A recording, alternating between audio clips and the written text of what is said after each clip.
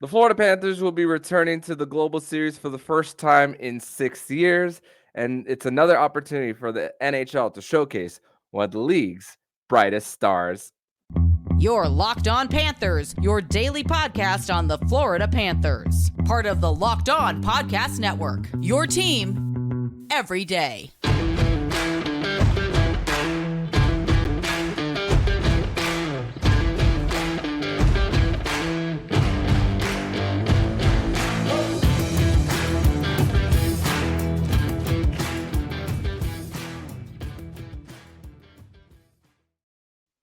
And welcome into this Monday, February 19th edition of the Locked On Florida Panthers podcast, part of the Locked On Podcast Network, where it's your team every day. Thank you for making the Locked On Florida Panthers podcast your first listen of the day. I'm Armando Velez from the Hockey News. You can follow me on X at MondoMan12. Follow the show account on X and Instagram at LO_FLA Panthers. And shout out to the everydayers who come back here and get your daily Florida Panthers fix. Today's episode is brought to you by Sleeper. And download the Sleeper app and use code LOCKEDONNHL to get up to a $100 match on your first deposit. Terms and conditions apply. See Sleeper's terms of use for details. So, Cats fans, we have a jam-packed show today. A late afternoon release here on President's Day, which I know the Florida Panthers aren't playing this year on President's Day, but there's still a lot of hockey to watch. If you have ESPN Plus, check out Stars Bruins today to see what the result could be for the Florida Panthers in as far as the standings go right before they face off against the Ottawa Senators on Tuesday at 7 p.m. The Bruins are currently playing a matinee as we speak against the Dallas Stars. It is 1:02 p.m. at the start of this recording. So as soon as I'm done recording, I will definitely be catching that game, which, by the way, Aleksander Barkov will be playing his first NHL game in over 5 years since 2019. The last time he suited up was against the Florida Panthers. Was with the Florida Panthers. Sorry. But I want to let's go straight into the topics because speaking of the Dallas Stars, the Florida Panthers and the Dallas Stars will be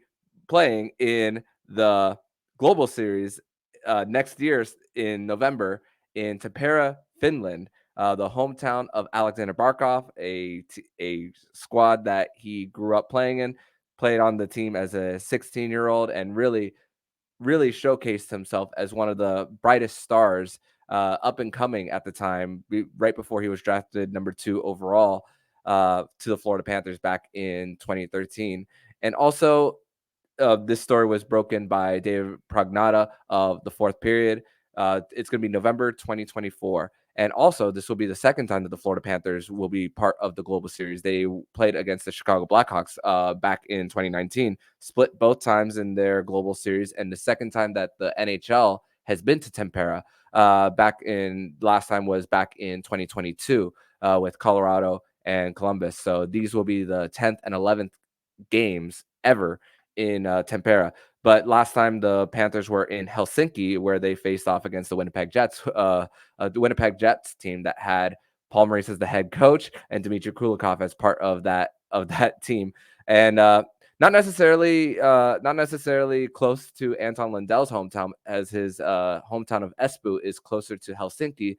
If you're not familiar with Finland geography, Helsinki is more towards the coast on the southern side. Espoo is not too far from that. And Tampere is more inland, which is 122 miles away from Helsinki. But because it is in Finland and not the United States, let's convert it to kilometers, which is 182 kilometers. And that's for the Finnish listeners who are listening in on the show, if you happen to be from there as well. But like I said, at the time, it was all about showcasing Patrik Laine and Aleksander Barkov at the time. Now Patrik Laine has moved on, now with the Columbus Blue Jackets and all. And I just think about the last time that the NHL did the Global Series. The story of that Global Series was when William Nylander was in the middle of his contract talks with the Toronto Maple Leafs, and they saw how well he was marketed there. And that might have sent a message to the front office of the Maple Leafs to, hey, get this guy signed.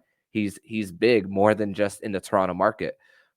But thankfully, the Florida Panthers aren't in that situation where they're pressured to sign Aleksander Barkov and all. But also, when it goes back to that matchup earlier this season against the Dallas Stars, which happened to be on Finland's Independence Day on December 6th. That game featured 8 Finnish players: Barkov, Eetu Luostarinen, Anton Lundell, and Nico Mikkola there on the squad, which Eetu, Lundell, and Mikkola actually went on vacation during the All-Star break to the Bahamas. Didn't want to say it at the time because didn't want to say it while they were there. Now a few weeks has passed, so now feel like it's best to talk about that publicly as well. But also on the other side of things, Miro Heiskanen, Rope Hintz, Asa Lindell, and Yanni Hakanpää for the other 4 Finnish players in that game back on December 6th against the Florida Panthers, which the Florida Panthers, that was a game that they never trailed. Evan Rodriguez had a 4-point night there as well, and on TNT as well. So a great opportunity for so many guys to be marketed there. Barkov, especially Rope Hintz and Miro Heiskanen are probably the 3 guys who have the most eyes on in that series. I mean, also we spoke about Patrick Laine earlier. And that's an opportunity for the juices to get flowing for also one of the guys who are from there. William Nylander was great in Sweden when it was the Global Series there, but last time around, Patrick Laine got 4 goals in 2 games. The first game was Connor Hellebuyck versus James Reimer, and then the second one was Hellebuyck versus Luongo in the second. Connor Hellebuyck played in both of them for the Jets, and the Panthers got to get 3 power play goals in the second one. So both of them by a 4-2 final. But going back to the Stars and the Panthers, I mean, Lundell, even before he came over to the U.S. to play, he was playing with HIFK. Spoke about at the time with Kobe Guy of Florida Hockey Now, how he's the most famous hockey player in Finland for sure. And also during that Independence Day game from Emirates Bank Arena, Lundell spoke about how a lot of fans who traveled from Finland to the U.S. and even the population that is there, it's good as far as weather and coming over here if they don't live here for vacation, and also a mix of people who live in the region as well. And also, let's not forget, there's quite a few Anton Lundell jerseys from HIFK in that game, and also crazy to think as well of how competitive he was in that in Liga during that time. Let's also not forget that he had a bigger role on that HIFK squad than Hendrik Borgstrom at the time, and that is something as far as at the time what his role was versus Borgstrom. And also the Rope Hintz also spoke about how the differences in the game, about the style of hockey back in Finland is more defensively oriented and all. And it's you can understand why Eetu Luostarinen and Anton Lundell's games are the way they are, and how it can especially when you're hard on the pucks, closing in gaps, and then when you're in the offensive zone, forecheck, then you could create those off-script plays like they have quite a bit, especially lately, which we'll get more into the third segment as well. And also, let's also not forget that Barkov and his dad, Barkov Sr., are co-owners of the club there in Tampare, who Barkov Sr. spent 10 years playing there. And also 4 years ago, Barkov got a minority stake in there too. So that's also something worthy as far as not marketed, but that feeling of being home and of being around the club that you grew up with right before coming here. And so I also want to emphasize that too on yeah, he's a big star here, but to also put it out there on how big he is back at home in his home country of Finland as well. And man, it's still ways away from now, 9 months from now, to not necessarily to be exact, but around that ballpark.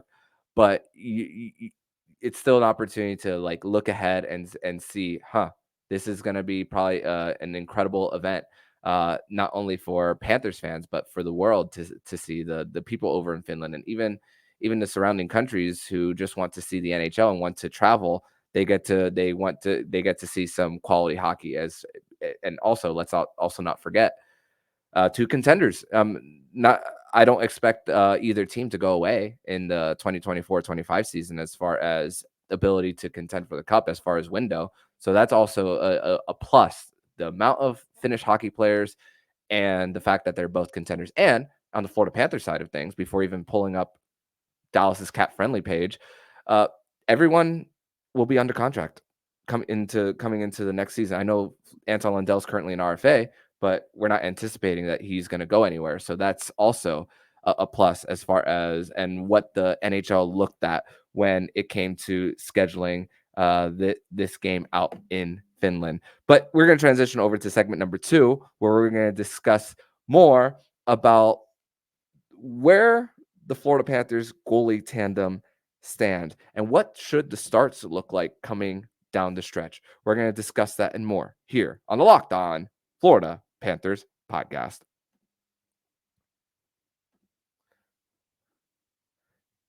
Today's episode is brought to you by Camino Consulting. And how would you like to know someone better in an hour than you would in a year? Understanding one another better prevents small misunderstandings from becoming big, ongoing fights. After providing more than 20 years of service to small and mid-sized businesses, helping management groups navigate conflict and onboarding new employees, Camino is offering a digital seminar for families and couples. Did your Valentine's Day gift of tickets to the game not go over as well as you'd hope? Get the couples and family online seminar for 25% off in the month of February for using discount code Locked On. Again, that's discount code Locked On for 25% off the rest of the month at CaminoConsulting.ca, or mention Locked On when reaching out for a business seminar and receive the first 5 profiles free. Once again, that is at www.CaminoConsulting.ca.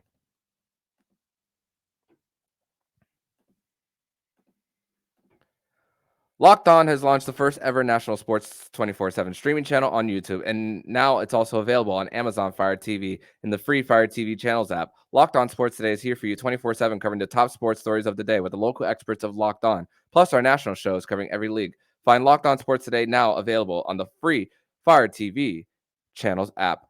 Back on this Monday, February 19th edition of the Locked On Florida Panthers podcast. Thank you once again for making the Locked On Florida Panthers podcast your first listen of the day here on a Monday. And I want to discuss more about the state of the goalie tandem for the Florida Panthers and all. And right now, when it comes, we have zero complaints here, at least as far as the state of the goaltending. I mean, Anthony Stolarz is number 1 as far as road GAA. I mean, yeah, the Florida Panthers only have 12 road games left in the season. They're playing 4 out of their next 5 at home, which, by the way, the Panthers have a chance to get the record of the most consecutive road wins at 13 if they beat Carolina next Thursday. And then the next one after that will be a road nationally televised game for the Panthers against the Detroit Red Wings. And big opportunity. And an opportunity to set history as well as far as that. But I also want to talk about really the splits. What are the splits going to look like? Because this has been a conversation in various different platforms that I've seen. 3 podcasts to be exact that I've heard them talk about it. One of them was the podcast that sometimes talks about Panthers hockey, but sometimes they don't, in Panther Puri, Locked On Fantasy Hockey, and the other one was 32 Thoughts as well. All 3 of those podcasts have discussed what are the starts going to look like. And let's also take into consideration the last start by Sergei Bobrovsky. Despite a 9-2 victory after giving up the first goal, let's also consider the 2 goals that Bobrovsky gave up on Saturday were both on rushes. The first one on a pinch by Montour, and then Mikkola had to go back, and also on the power play on the rush too. So, but other than that, Bobrovsky was just so sound in his crease as well. And also Saturday brought 2 9-2 wins in the NHL on the same night. first time in over 100 years that we've seen 2 9-2 wins. The other one came with the Toronto Maple Leafs against the Anaheim Ducks, which Austin Matthews got another hat trick, his 6th of the season. So it's safe to say that the Rocket Richard race is over. But also, when going back to the topic at hand with the splits and all, Bobrovsky has started 40 of the 55 games so far this season. That's 72%, 72.7. So very close to his jersey number as well. And 81 of and if you're going to his home splits, 81% at home. So at this rate, that's going to get him to 60 starts. You hope to maybe want to get that down to 55, maybe, because you don't want to run your goalie to the ground as well. We saw what happened last year when, I know it was due to injury, but how fresh Sergei Bobrovsky looked when the playoffs did come around as well. And we haven't seen situations mostly this season where Bobrovsky has been pulled.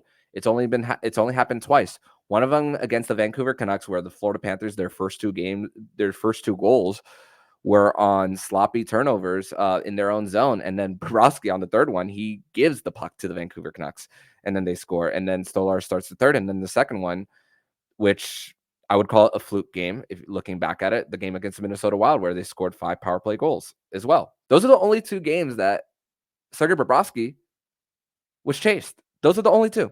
Outside of that, he's been outstanding. So, and here's another thing. With Stolarz's performance on the road, he's now getting picked up in multiple fantasy hockey leagues. There's something that Steele Roden and Flip Livingstone spoke about in their latest episode of Locked On Fantasy Hockey, because the expectation is that Stolarz is going to get a good amount of the starts coming down the stretch. The Panthers are in a very comfortable position in the standings. They don't care, and I repeat, they don't care where they finish. They just want to get into the dance as well. So that's another thing when it comes to it. And also, Spencer Knight's not coming back unless there's an injury situation. Why mess with what's working? So, and I'm not saying trade Spencer Knight neither. Stolarz is on the older side. So this is likely going to be yet another 1-year deal, stopgap, and then possibly bring Spencer Knight in next year, which the waivers exemption will be over for him too. So also, let's not forget that Florida consistently drafts in the late rounds for goalie insurance. And a signing too, and some signings too. A signing is Ludovic Weber, and then drafting Tyler Muzelik and Olaf Clifford in the last few drafts too. Also, speaking of staying on the goaltending front, Greg Wyshynski, after the Stadium Series, has Bobrovsky at number 9, the 9th best goalie in the NHL. So that is just showing how Bobrovsky has bounced back. And the next 5 games we mentioned, 4 of the next 5 are at home. So how are the Panthers going to use the splits? Bobrovsky is starting on Tuesday against Ottawa. We already know that. But again, and let's look at the upcoming schedule and see where the Panthers and Sergei Bobrovsky get a little bit of rest there. The Panthers, the rest of the way, they have 3 back-to-backs, 2 in March, 1 in April.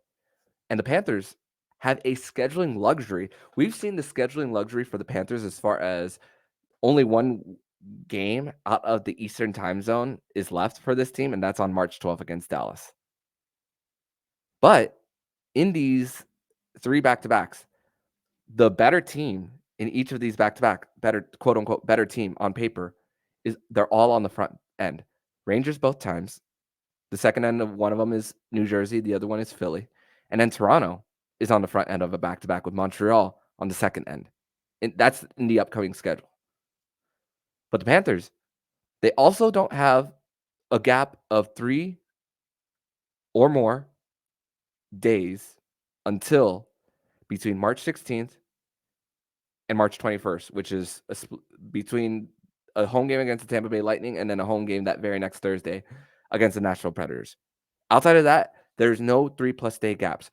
A lot of games every other night as well. So there might be less practice time as well during this time of year as the schedule is being more condensed as well. There's some that are like 2 days and over 2 days off over a weekend as well, which it's funny because the Panthers during football season had 2 Sunday matinee games, which one of them was on a Dolphins bye week. The other one was the Dolphins playing on Monday Night Football. But even with the football season being over, they only have one Sunday game against the Philadelphia Flyers in late March. So they don't have the multiple gaps there as far as that. And matinee games too. They have 4 of them in the rest of the way. One of them is against Detroit. One of them is a nationally televised game against the Boston Bruins, home against Detroit as well. There's also a late afternoon one against the Buffalo Sabres, and then I'm forgetting the next one as well. But 4 matinee games and 1 late afternoon game, a 5 p.m. start against the Buffalo Sabres. So we could see Maurice be very strategic as far as matinee games. So it's technically you're getting the rest of the day. Once that game is over, you're technically treating that as an additional day off because you're getting that start time a little earlier as well. So there's the different ways of looking at it when it comes to the upcoming schedule, where the splits have been, and what it could be down the line. But those are the options for the Panthers as far as back-to-backs, the lack of breaks, but also the Panthers possibly using the matinees coming up to their advantage as far as getting Stolarz in, because Stolarz has earned more starts. Not saying that he is not the number one. There's no goal. There's no debate about that. So it's a you couldn't ask for a better situation for the Florida Panthers when it comes to schedule and where the games are placed as well. So it is also an opportunity as well that once again, with the strength of schedule, Boston is still the hardest strength of schedule remaining, while the Panthers currently at this moment in time have the 10th toughest strength of schedule remaining. Big opportunity for the Panthers to increase that lead in the Atlantic Division. But in the third and final segment, we are going to discuss how, even though we firmly believe that the Florida Panthers are the best team in the East, but are they the best team in the NHL? We are going to discuss that and more here on the Locked On Florida Panthers podcast. Today's episode is brought to you by Sleeper. And we are past the halfway point of the season. And regardless of where the Panthers are in the current standings, I want to remind you that you could win big by playing daily fantasy hockey on Sleeper, the official daily fantasy app of the Locked On NHL Network. Sleeper is our number one choice for daily fantasy sports, and especially with fantasy hockey, because with Sleeper, you can win 100 times your cash in daily fantasy contests. All you have to do is pick studs like Austin Matthews, Sam Reinhart, Nikita Kucherov, Nathan McKinnon. If they'll score more or less their sleeper predictions for things like goals, assists, saves, plus minus, and more in a given game. To win a 100 times bet on Sleeper, you need to correctly predict the outcome of 8 player stats. You heard me, Cats fans. You can win 100 times your money playing daily fantasy hockey with Sleeper. So start paying attention and nail your picks so you can start winning big. Use promo code LOCKEDONNHL and you'll get up to a $100 match on your first deposit. Terms and conditions apply. That's code LOCKEDONNHL. See Sleeper's terms of use for details and locational availability.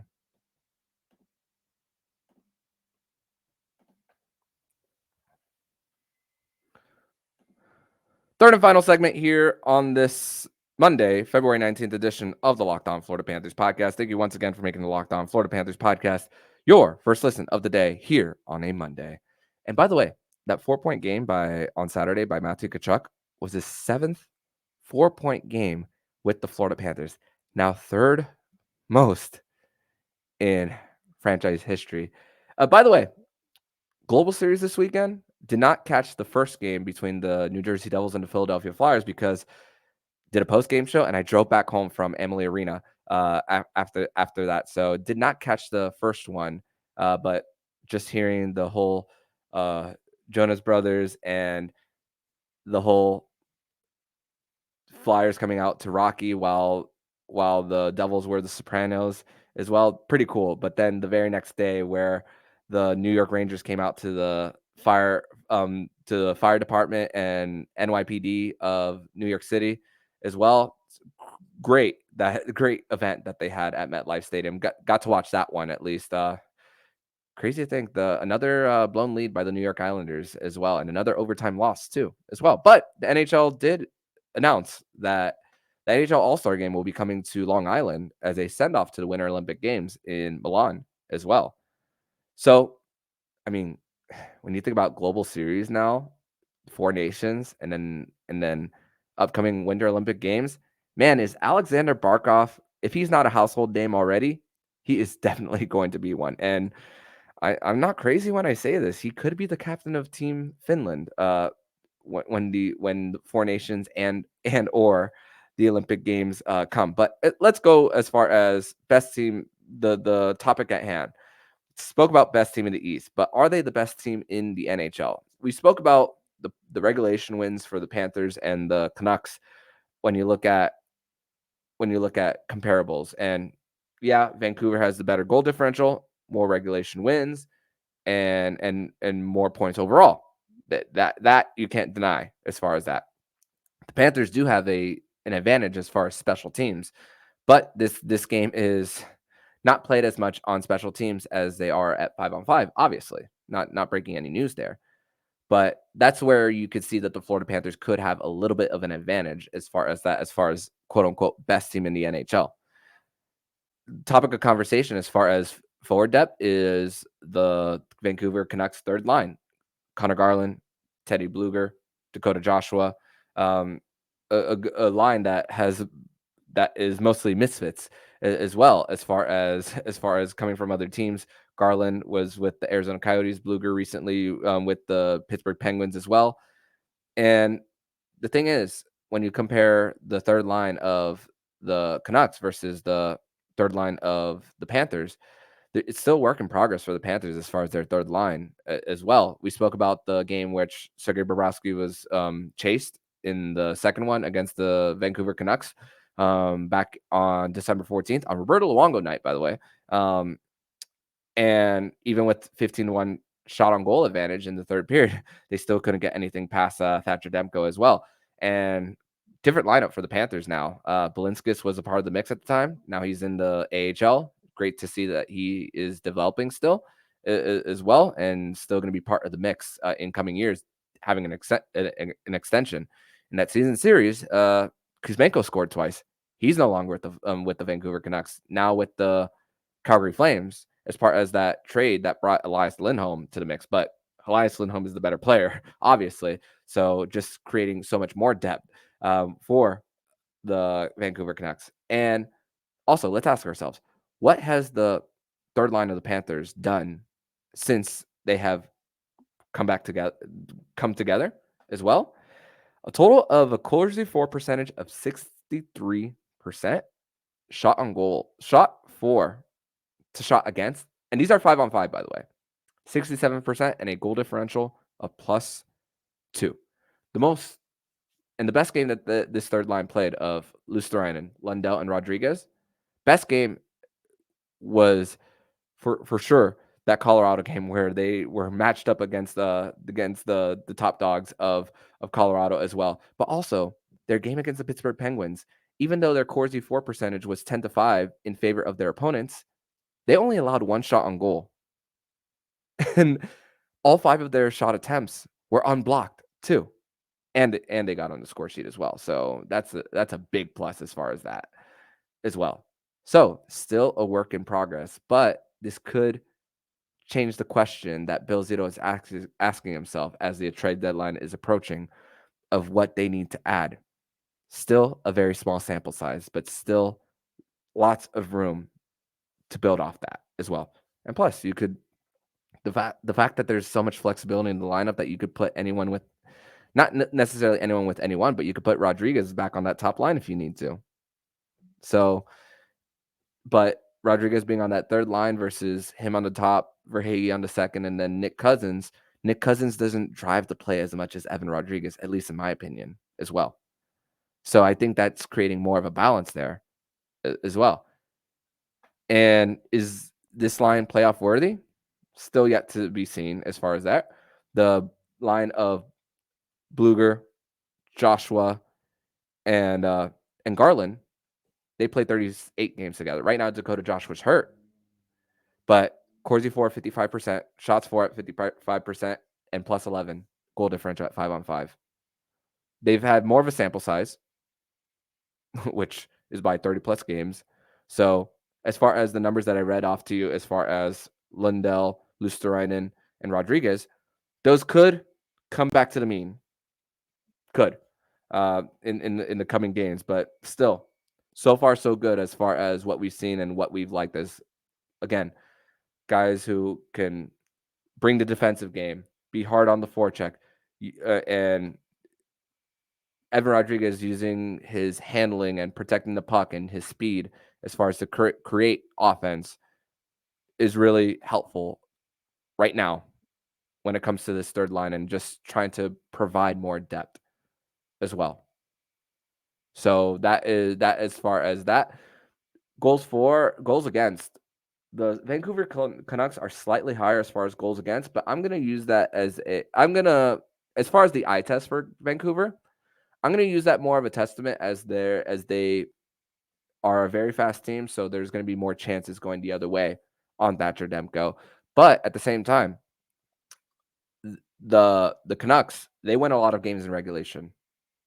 The Florida Panthers in 2022, when they were going for the President's Trophy, I mean, I forget how many overtime games the Florida Panthers won. I believe it was 12 or 13. But, you're not seeing that with this Vancouver Canucks. So they don't give me 2022 Florida Panthers vibes at all. They finally got a coach that meshes with the players as well.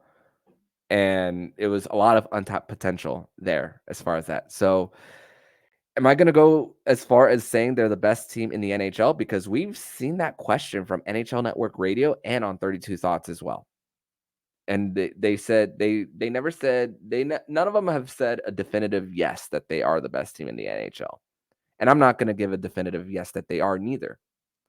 But if we continue to see this out of the third line, we can go back to that conversation, reevaluate then, and see, and maybe confidently say this in fact is the best team in the NHL. But still, we can still be happy about them being the best team in the East, because after all, those are the teams that they're going to be running into in the postseason. And plus, their record is better against the East.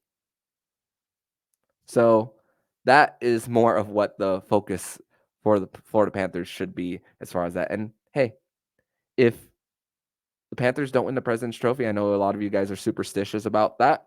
The Florida Panthers don't win the President's Trophy, end up making the Stanley Cup final, and they don't face off against the Vancouver Canucks and have home ice in the final. I'm sure a lot of that will be a win-win for a lot of you guys out there as well, who do believe in the President's Trophy superstition as far as that, which only 25% of teams that have won the President's Trophy have gone on and won the Stanley Cup. Last one being in 2013, which was a shortened season by the Blackhawks. So that is my breakdown of whether the Florida Panthers are or are not the best team in the NHL, but still up there as far as just a big force in this league.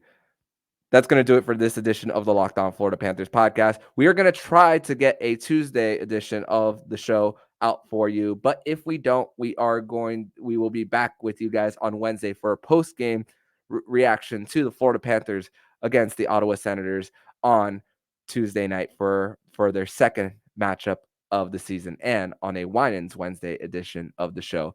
But in the meantime, if you like what you're hearing, please subscribe to the podcast to be notified every single time the Locked On Florida Panthers podcast jumps into your podcast feed. Don't forget to also subscribe to the other shows on the Locked On NHL network, including Locked On NHL, Locked On Fantasy Hockey, Flip Livingstone and Steel Roden, and Locked On NHL Prospects. Thank you once again for making the Locked On Florida Panthers podcast your first listen of the day.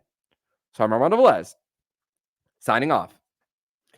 And you've been listening to the Locked On Florida Panthers podcast, part of the Locked On Podcast Network, where it's your team every day.